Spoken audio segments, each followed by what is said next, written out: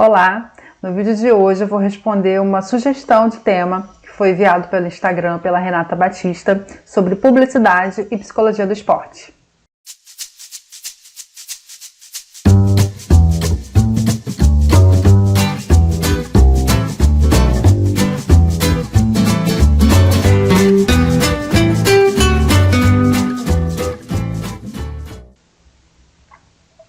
Quando a gente fala de publicidade e esporte, a gente está sim falando de psicologia do esporte, porque tem várias implicações sobre os atletas, a rotina dos atletas e mesmo os espectadores também, enfim, todos os atores que participam aí do fenômeno esportivo.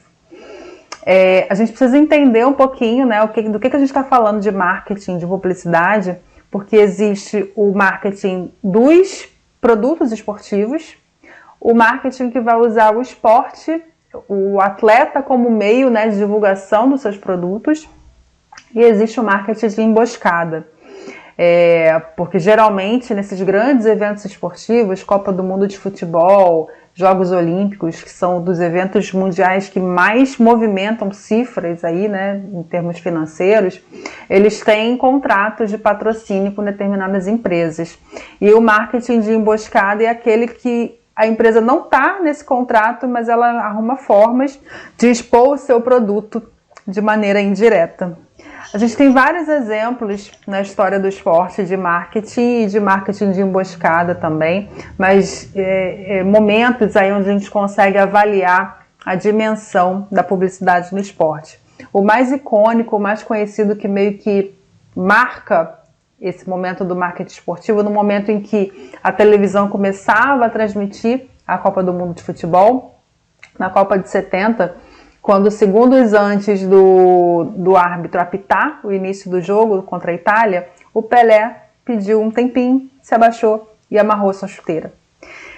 Não vou entrar em detalhes aqui, para quem quiser, na própria internet tem, porque esse ato dele está dentro de uma rivalidade de marketing mesmo entre a Adidas e a Puma, as empresas de chuteira. Tem uma grande história aí dessas empresas que, enfim, são de irmãos, tem uma briga aí nessa história toda. Mas com tudo isso, a Puma conseguiu fazer aí o seu marketing, o Pelé, por esse ato, conseguiu expor, porque no momento em que ele parou para baixar, para amarrar a chuteira, todas as televisões do mundo focaram por alguns segundos ali na marca da Puma. Uma outra ação recente que nós vimos na Copa do Mundo de Futebol Feminino foi quando a Marta apareceu com um batom bem forte, né? E foi motivo aí de várias reportagens, de vários comentários sobre a boca da Marta, o batom que a Marta estava usando.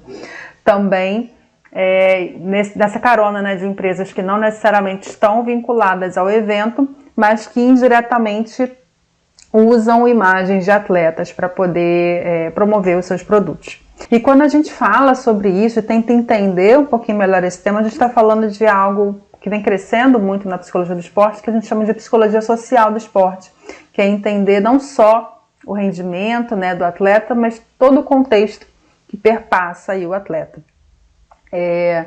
Se a gente for entrar um pouquinho nessa parte do marketing, o atleta se transforma em produto. E é visto o potencial de comercialização desse atleta. A gente tem também alguns exemplos aí no Brasil. O futebol é recheado de exemplos, né? E tem um exemplo do caso do Edmundo, quando ele foi contratado pelo Flamengo em 95. Apesar da sua fama de animal, que vai contra, né, alguns preceitos aí de um bom personagem para fazer o marketing do seu produto, ele atendia a outros requisitos. E tem uma fala do presidente do Flamengo, Kleber Leite, que falou assim: se o comprássemos como um simples jogador, por mais habilidoso que ele pudesse ser, não teríamos conseguido viabilizar a venda de cotas de patrocínio. Ao oferecê-lo como um produto, um astro do futebol, com uma imagem de jovem bem-sucedido, brigão, valente, irreverente, enfim, tudo que um jovem início de carreira gostaria de ser, aumentam consideravelmente as oportunidades de patrocínio. Então a gente já consegue ver daí algumas implicações que aí, entrando mais especificamente no campo da psicologia, né?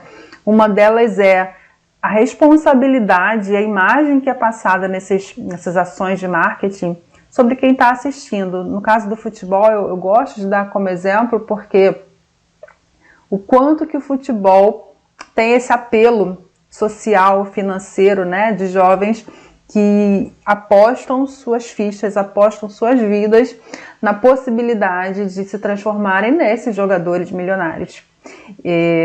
Enfim, existem ações de marketing positivas que transmitem valores, inclusive valores interessantes, valores olímpicos até, com relação ao esporte, mas muitas ações de marketing agressivas que vão ter essa influência sobre os espectadores, como eu falei. E se a gente pensar também influências sobre os atletas mesmo, né?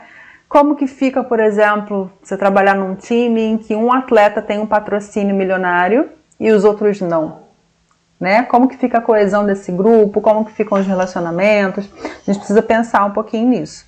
Precisa pensar também no foco desse jogador, que precisa se concentrar em jogar, em fazer o que ele precisa fazer ali, que é ter o resultado, mas precisa também cumprir a agenda de publicidade, a agenda de contrato de empresas de marketing com relação a determinados produtos, a usar sempre determinados produtos, a frequentar, tanto gravar, né, propagandas, como frequentar ações das empresas. Então, o quanto que isso pode influenciar no rendimento desse atleta também.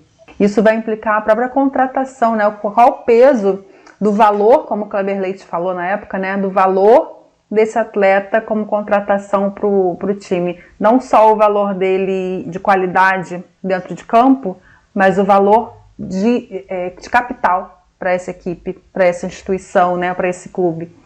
Então, assim, aqui eu fiz um pequeno apanhado, só falando de futebol. A gente pode falar aí em vários outros vídeos de outros esportes também, de várias outros detalhes com relação a esse tema. É um tema muito interessante, porque a gente precisa aprender a olhar um pouquinho por trás, né, do que a gente simplesmente vê.